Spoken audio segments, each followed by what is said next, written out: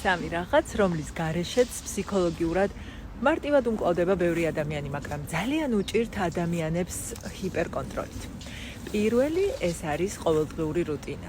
Როგორც კი ირღვევა ეს რუტინა, მათში იმატებს შფოთვის დონე და როგორც კი იმატებს შფოთვა, კომპენსატორულად იმატებს კონტროლის სტრატეგიებიც, რომლითაც ცდილობენ ამ კონტროლის სტაბილიზირებას და დათრგუნვას. ამიტომ რუტინა ძალიან მნიშვნელოვანია შფოთვისა და შესაბამისად კონტროლისკენ მიდრეკილი ადამიანებისთვის. მეორე ესაა რეგულარული ფიზიკური აქტივობა. არა კვირაში 1-2 საათი, არამედ ყოველდღიურად ინტენსიური 10-15 წუთიანი ფიზიკური აქტივობა სასურველია სუფთა ჰაერზე. და მესამე ეს არის სანდო ადამიანების წრე.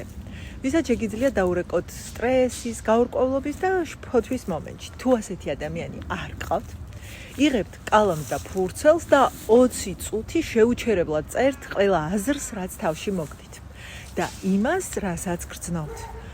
20 წუთში თქვენ იგრძნობთ შვებას და სიტუაციას შეხედავთ დამკვირვებლის პოზიციიდანაც. სცადეთ.